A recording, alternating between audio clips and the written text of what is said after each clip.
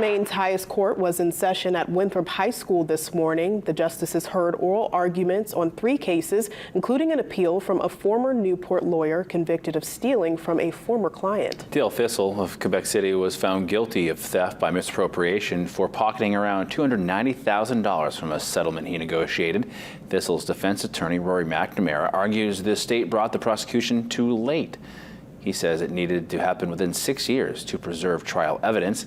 He also argued jury instructions were incorrect. According to the state's prosecutor, Charles Boyle, the crime happened in 2012 and Thistle was charged in 2019. Boyle says due to various reasons, including COVID, the case was tried in 2022 and everything was done correctly.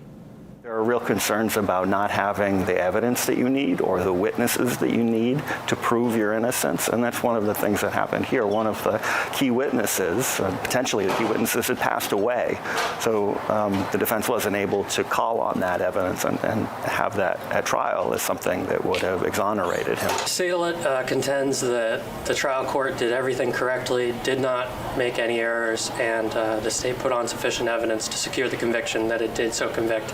We're hoping that we can resolve this, get a decision quickly, so that our victims can move on. The justices will make their decision on the appeal at a later date. Thistle was sentenced to 2 years behind bars.